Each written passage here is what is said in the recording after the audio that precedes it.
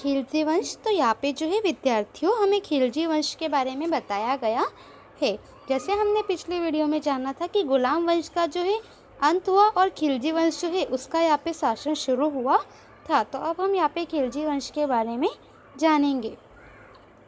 बलबन के निधन के बाद सिर्फ 4 साल बाद ही दिल्ली की गद्दी पर खिलजी वंश के शासन का दौर शुरू हुआ।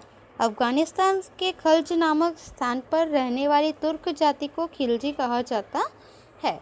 तो यहाँ पे हमें बताया गया है कि बलबन जो थे उनके निधन के बाद सिर्फ 4 सालों में ही जो है दिल्ली की गद्दी पर खिलजी वंश का शासन जो है उसका दौर शुरू हो गया था। क्योंकि बलबन की मृत्यु के बाद कोई भी शासक आए परंतु वे इतने सक्षम नहीं थे व्यवस्था तंत्र को संभालने में कि वे गुलाम वंश को वहाँ पे जो है टिकाए रख सके, जिसकी वजह से वहाँ पे गुलाम वंश का अंत हुआ और खिलजी वंश का जो शासन दौर था वह शुरू हो गया था।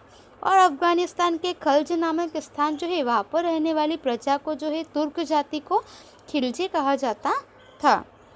जलालुद्दीन खिलजी ने गुलाम वंश को उखाड़ फेंका और खिलजी वंश की स्थापना की।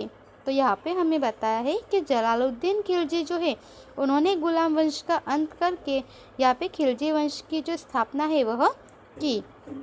ईस्वीसन 1296 में उसके भतीजे और दामाद अलाउद्दीन खिलजी ने दिल्ली की सत्ता जलालुद्दीन से छीन ली थी, वह खुद सुल्तान बना।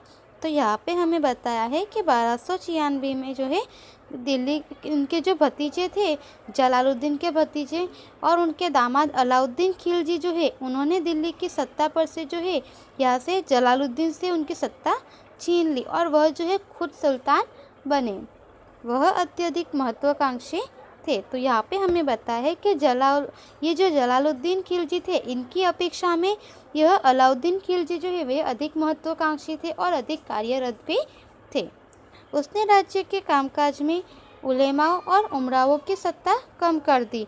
प्रख्यात कवि अमीर खुसरो उनके दरबार में थे। तो यहाँ पे हमें बताया है कि उनके राज्य में जो है कामकाज में उन्होंने उलेमाओं और उमरावों की सत्ता जो थी वह कम कर दी। और प्रख्यात कवि जो है जिनके बारे में और उनका नाम आपने सुना होगा अमीर खुसरो, वे उनके दरबार में उनके कवि थे। खुसरो की कई रचनाएं प्रख्यात है। तो यहाँ पे हमें बताया गया है कि अमीर खुसरो की जो है कई सारी रचनाएं प्रख्यात है। अलाउद्दीन खिलजी ने भाव नियंत्रण के लिए सख्त कानून बनाए हैं और उसके निधन के बाद राज्य में अराजकता फैली और खिलजी वंश के बाद तुगलक वंश का शासन स्थापित हुआ।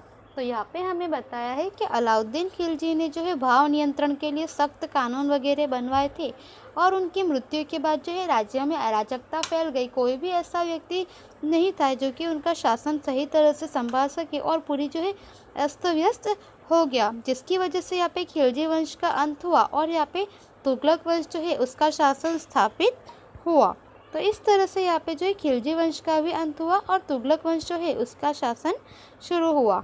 तो यहाँ पे जो है विद्यार्थियों आपको अलाउद्दीन खिलजी का चित्र बताया गया है और यहाँ पे आपको जो है अमीर खुसरो का चित्र बताया गया है कि अलाउद्दीन जो खिलजी थे वे जलालुद्दीन के दामाद थे और अमीर खुसरो जो है वे अलाउद्दीन खिलजी के दरबार में जो है मुख्य कवि थे।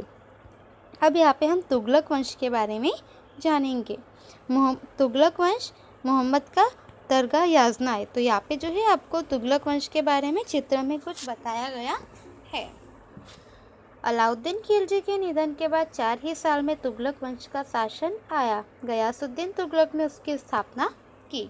तो यहाँ पे हमें बताया गया है कि अलाउद्दीन खिलजी जो है उनके जो मृत्यु के बाद जो है यहाँ पे खिलजी वंश का अंत हुआ और 4 साल में जो है तुगलक वंश की स्थापना हुई, उनका शासन हुआ और गयासुद्दीन तुगलक जो है उन्होंने इसकी स्थापना की थी। उसके समय में डाक चोरी डाक पद्धति दाखिल हुई थी। तो यह प्रश्न विद्यार्थियों आपको कई बार पूछा जाता है कि किसके समय में जो है डाक चौकी पद्धति शुरू हुई थी। तो गयासुद्दीन तुगलक के समय में जो है डाक चौकी डाक पद्धति जो है वह दाखिल हुई थी। अश्वारोही डाक ले जाते थे।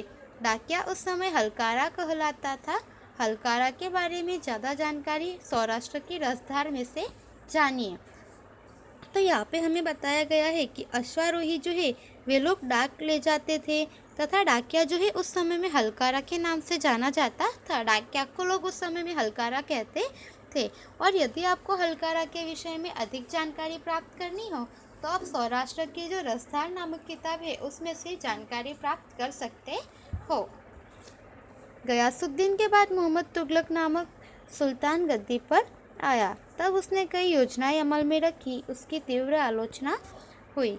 तो यहाँ पे हमें बताया गया है कि गयासुद्दीन जो है उनके बाद मोहम्मद तुगलक जो थे उसके नामक एक व्यक्ति सुल्तान जो है गद्दी पर आए और उन्होंने जो है कई सारी योजनाएं बनाई वहाँ पर रहने वाले लोगों के लिए तथा शासन व्यवस्था के लिए।